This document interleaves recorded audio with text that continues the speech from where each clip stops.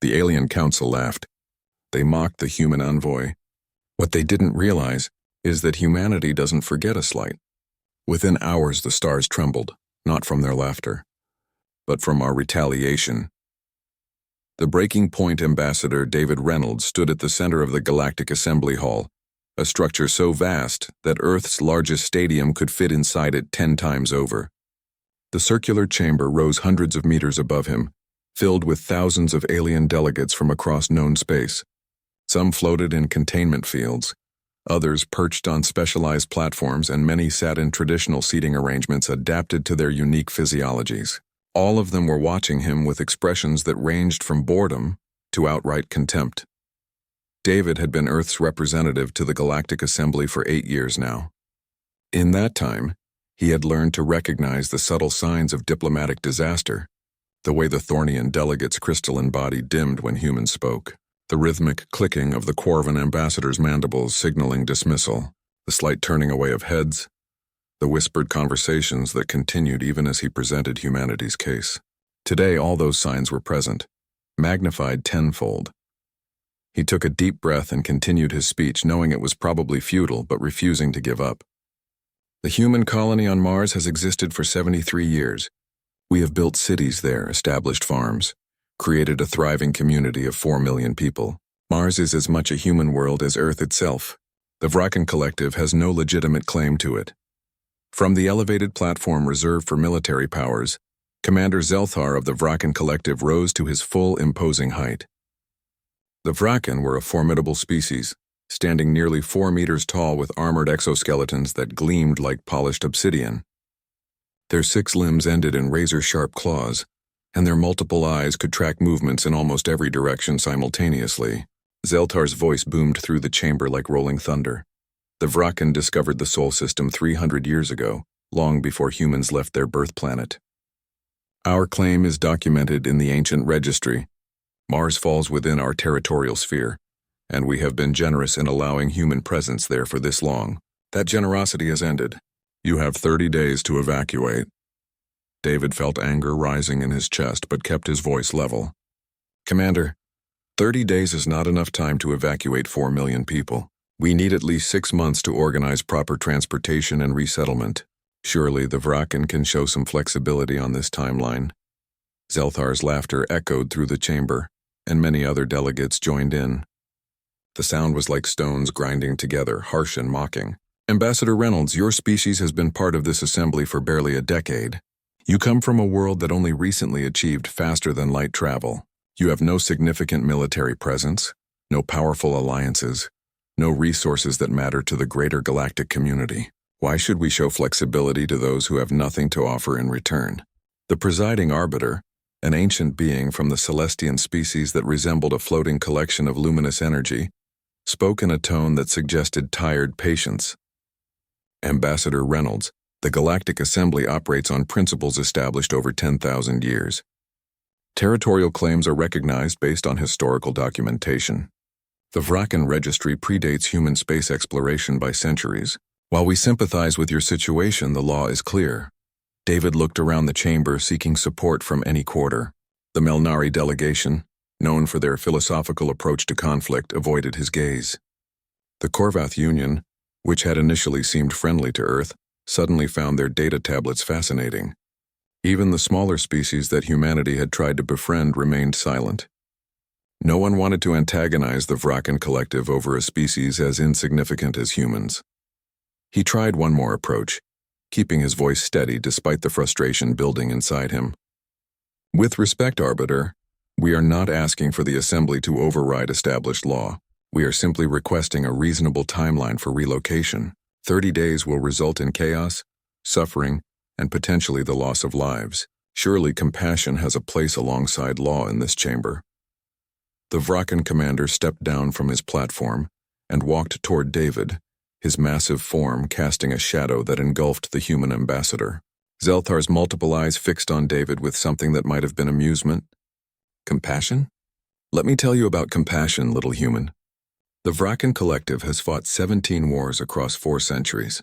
We have conquered 26 star systems. We have subjugated species far more advanced and dangerous than yours. Do you know why we have been so successful?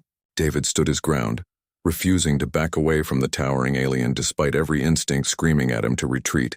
He met Zelthar's gaze without flinching. "I suspect you're about to tell me, because we do not waste time on weakness."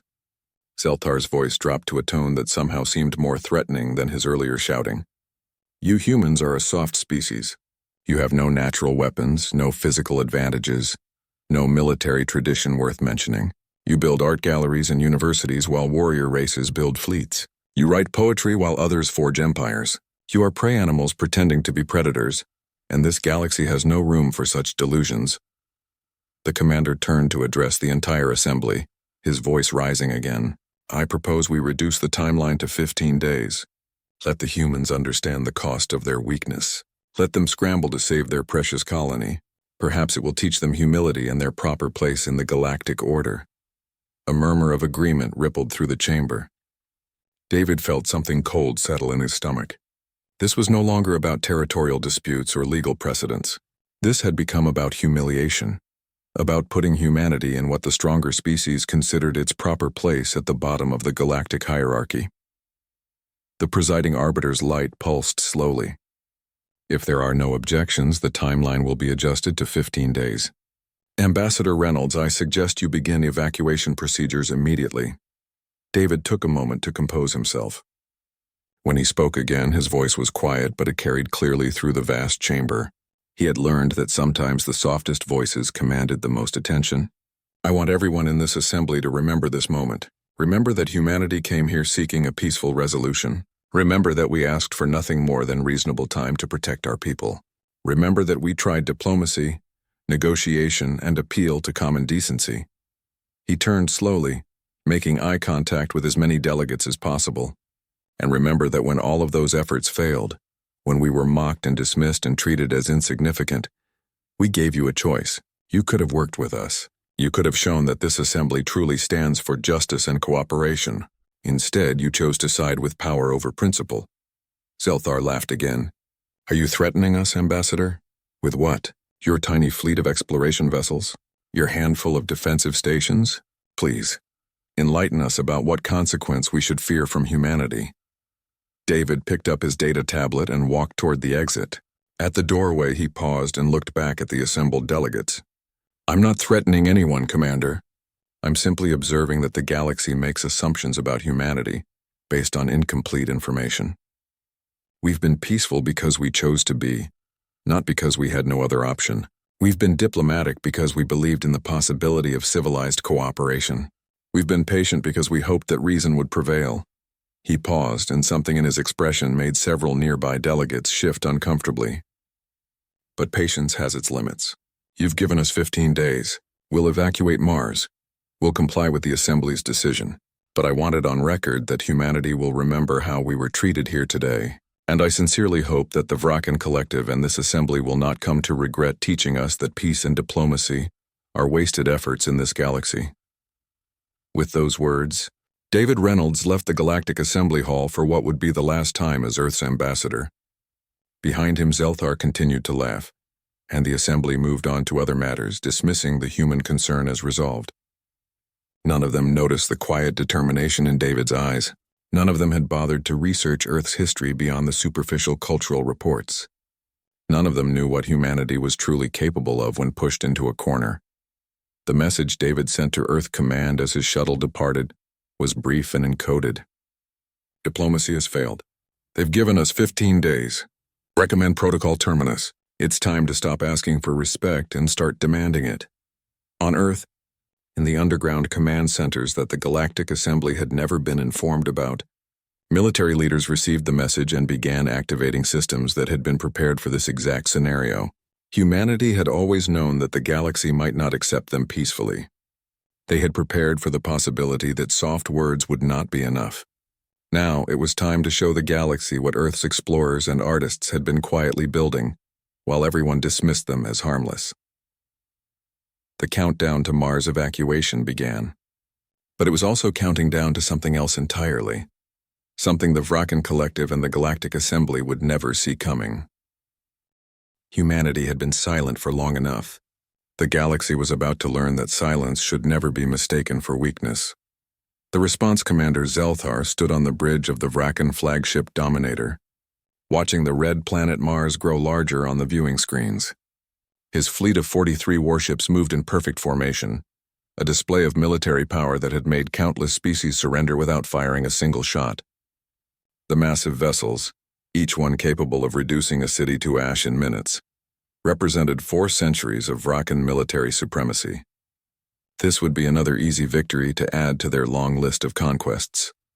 "Tactical officer, what is the status of the human evacuation?" Zelthar asked, his multiple eyes scanning the tactical displays with satisfaction. The 15 days had passed, and now it was time to claim what was rightfully theirs. The tactical officer, a younger Vrakan named Cortax, checked his instruments and responded with confusion evident in his voice.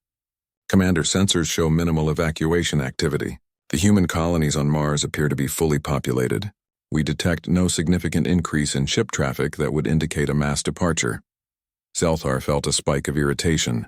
The foolish humans had wasted their time instead of organizing a proper evacuation. Now they would face the consequences of their incompetence. "Open a channel to the Mars colonies. Let me speak to whoever is in charge down there." The communication screen flickered to life, showing a woman in a crisp military uniform. Her dark hair was pulled back in a tight bun, and her brown eyes held no trace of fear or panic. She introduced herself with calm professionalism. "This is Governor Sarah Chen of Mars Central Command. Commander Zelthar, I presume." Zelthar leaned forward, his massive form dominating the screen. "Governor Chen, your evacuation time has expired. Our sensors indicate that your colonies are still fully inhabited. This is your final opportunity to begin immediate departure before we take military action." Sarah's expression did not change. She could have been discussing weather patterns for all the emotion she showed. "Commander, we received your deadline. However, we have decided not to evacuate Mars. This is our home and we are staying." The bridge of the Dominator fell silent. Every Vrakan officer turned to stare at the communication screen in disbelief. Zelthar felt his anger rising, a heat that spread through his armored body. "You decided? You have no authority to decide anything. The Galactic Assembly has ruled in our favor. Mars belongs to the Vrakan Collective." Sarah nodded slowly, as if acknowledging a minor point in a larger discussion. "The Assembly made its ruling based on your ancient territorial claims. However, Earth has decided that we no longer recognize the Assembly's authority over human affairs. We are withdrawing our membership, effective immediately. Mars remains under human control." Zelthar's laughter boomed through the bridge, echoing off the metal walls. "You think you can simply ignore the Assembly? You think your tiny species can stand against the Vrakan Collective? Governor Chen, I have 43 warships surrounding your planet. You have perhaps a dozen defense satellites and a handful of patrol craft. Surrender now or I will destroy every human settlement on Mars." Sarah's voice remained steady, almost gentle. "Commander, I need you to understand something. Humanity has spent the last 15 days very productively, but not on evacuation.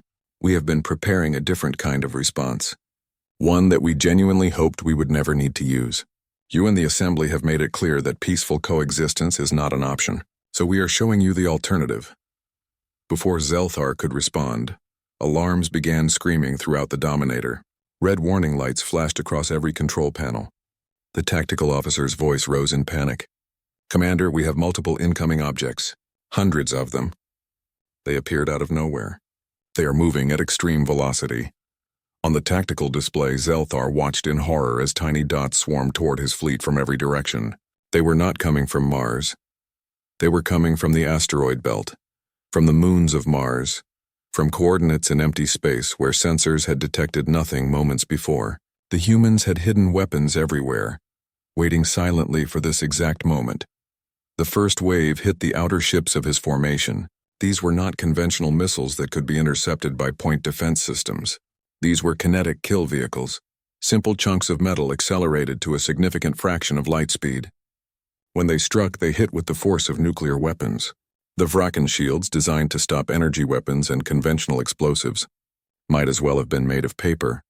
3 warships on the fleet's perimeter simply ceased to exist, torn apart by impacts that released more energy than anything Zelthar had witnessed in 4 decades of military service. Debris spread outward in expanding clouds of vaporized metal and frozen atmosphere. The remaining ships began taking evasive action, but the kinetic projectiles were too fast and too numerous. All ships, return fire. Zelthar roared, "Target anything that moves. Show these humans the price of defiance." The Fracken fleet unleashed its considerable firepower, plasma cannons and particle beams lancing out toward Mars and the surrounding space. But the human weapons platforms were small, mobile, and incredibly difficult to target. For every one destroyed, 3 more appeared from hiding spots that Fracken sensors had somehow missed entirely. The humans had turned the entire region around Mars into a massive trap. Then something even more disturbing happened. The communication systems across the entire Vraken fleet suddenly activated without authorization. Every screen, every audio channel, every data terminal began broadcasting the same message. It was not from Governor Chen. It was from Ambassador David Reynolds, and he was speaking not just to the Vraken fleet but to every military frequency in the sector. The message was being transmitted across the galaxy. Reynolds appeared calm, almost sad as he spoke. To the Vraken Collective and the Galactic Assembly, humanity has tried for 8 years to be part of your civilized society. We have followed your laws, respected your traditions, and sought peaceful resolution to every dispute. In return, you have mocked us, dismissed us, and threatened our people. You assumed that because we chose peace, we were incapable of war. That was a mistake. The tactical display showed another 4 Fracken ships taking catastrophic damage.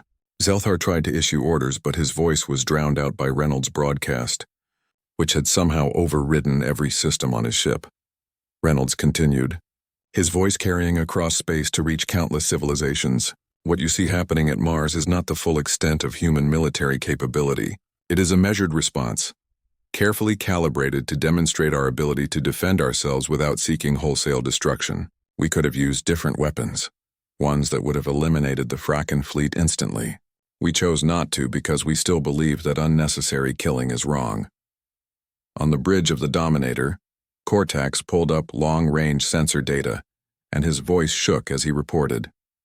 Commander, I am detecting additional human ships throughout Vraken space. They are positioned near every major colony and military installation we have. They have been there the whole time, hidden somehow from our sensors. Zelthar felt cold fear replacing his anger. The humans had not just prepared to defend Mars. They had infiltrated Vraken space, positioned weapons near every vulnerable target, and done it all without being detected.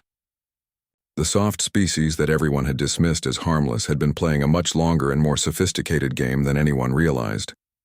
Reynolds' message continued with devastating calm. We have now demonstrated several things. First, our ability to hide military assets from even advanced sensor systems. Second, our willingness to use overwhelming force when our people are threatened. Third, our capability to strike at targets throughout Vraken space should we choose to do so. However, we do not choose war. We choose to defend our homes and our right to exist peacefully. Another explosion rocked the Dominator as a kinetic projectile grazed its shields. The shield generators were already overloading from the sustained bombardment. Zelthar realized with growing horror that his fleet was being systematically dismantled by an enemy he had considered beneath notice. The ambassador's voice took on a harder edge. Commander Zelthar, you laughed when I left the assembly hall. You mocked humanity's lack of claws and armor. You assumed that because we write poetry and build art galleries, we cannot also build weapons. Let me educate you about something you clearly do not understand. Humanity has been fighting wars since before we discovered fire. We have spent 10,000 years perfecting the art of killing our own kind. We studied strategy, tactics, and technology with the dedication that you reserve for conquest. The tactical display now showed the Fracken fleet in complete disarray. Ships were breaking formation, trying desperately to escape the relentless barrage. Some were attempting to jump to faster than light speed, only to find their navigation systems compromised by human cyber warfare. Others were dead in space, their power cores shut down by electromagnetic pulses that human weapons had delivered with surgical precision. Reynolds finished his message with words that would echo across the galaxy for generations. We are declaring Mars and all human colonies to be sovereign territory. Any attempt to claim them by force will be met with the full military response of the United Earth Federation. We are withdrawing from the Galactic Assembly and establishing our own sphere of influence. Species that wish to trade and cooperate with us peacefully will be welcomed. Those that threaten us will discover that humanity has very long memories and very effective weapons. The transmission ended, leaving stunned silence across every military and diplomatic channel in the sector. On the bridge of the Dominator, Zelthar stared at the tactical display showing his fleet reduced to less than half its original strength in under 20 minutes. The humans had stopped firing now, their point made with brutal efficiency. His remaining ships were being allowed to retreat, but the message was clear. They could have been destroyed if humanity had wanted it. Zelthar opened a direct channel to Mars, his voice lacking all trace of its former arrogance. Governor Chen, the Vrakan Collective, requests immediate ceasefire and negotiation. Sarah Chen appeared on the screen again, her expression unchanged from their first conversation. The ceasefire is granted, Commander. You may withdraw your fleet from Mars orbit. As for negotiations, you will need to speak with Ambassador Reynolds. He has been appointed as humanity's representative for all future dealings with alien civilizations. I suggest you approach those negotiations with more respect than you showed previously. The Vrakan fleet limped away from Mars, their proud warships scarred and broken.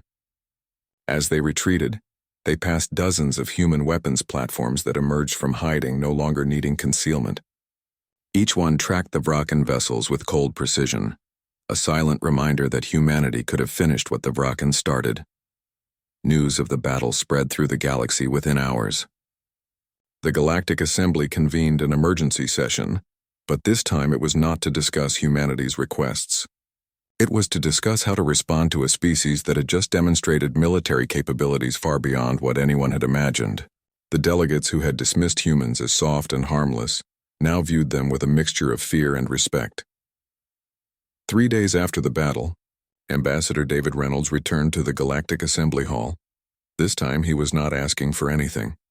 He was informing them of humanity's decisions.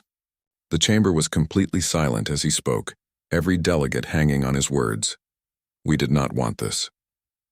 Reynolds said simply, "We came to you seeking friendship and cooperation. You chose to treat us as inferior because we preferred peace. Now you know the truth. Humanity is capable of terrible violence when necessary, but we still prefer peace. Any species that approaches us with genuine respect and honest intent will find us generous allies. But threaten us again, and you will discover that we have barely begun to show you what we can do." He looked directly at the space where Commander Zelthar would have stood had the Vrakan commander dared to attend. The galaxy has operated on the assumption that might makes right, that the strong can bully the weak without consequence. Humanity is here to teach you a different lesson. Strength should protect, not dominate. Power should build, not destroy. And species that forget these principles will find that the soft ones have teeth after all. The assembly remained silent long after Reynolds left. The balance of power in the galaxy had shifted in a single day, and no one was quite sure what would happen next. But everyone knew one thing with certainty. Humanity was no longer a species to be dismissed or mocked. They had earned their place among the stars not through submission, but through the kind of resolve that comes from a species that knows exactly who they are and what they will fight to protect.